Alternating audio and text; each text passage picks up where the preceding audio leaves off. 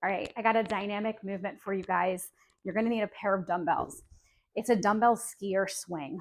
Think kettlebell swing, but instead of just the kettlebell center of the body, we're gonna have two dumbbells the side of the body.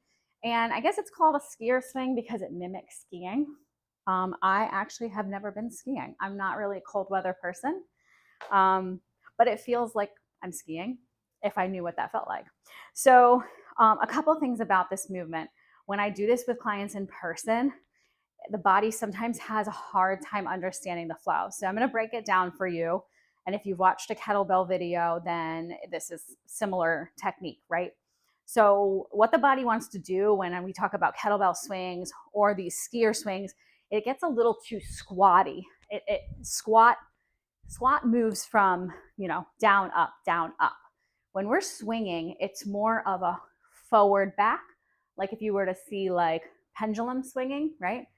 Forward, backwards. So we get that by thrusting, not by squatting.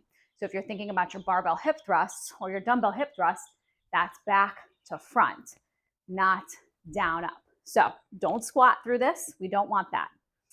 We are utilizing really our entire body.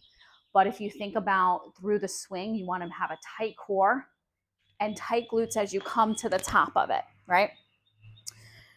Really, when we're swinging weight, we're able to swing heavier than if we were standing in place and doing a front raise, right? Like I can't front raise a 35-pound kettlebell, but I can swing a 35, even a 50-pound kettlebell. For the purpose of this, because I tend to get out of breath and I don't want to sound like I'm dying, I'm just going to demo it with 15 pounds. I could do heavier. Again, form over weight. So I'm going to show it to you and then I'll break down a few more form cues. So we're thinking thrust. We're not squatting. So even before you do it, you could kind of do these little rocks. So send the hips back and then forward. And then we're just going to accentuate it, right? And then you thrust and it helps those weights move up. So we're swinging. We want to control where these dumbbells are coming, right to about the top of the head. We don't need them to go any higher. It's going to put a lot of stress on your shoulders. And that's where your core comes into play because you are trying to stop them and pull them back down. So stop them, pull them back down.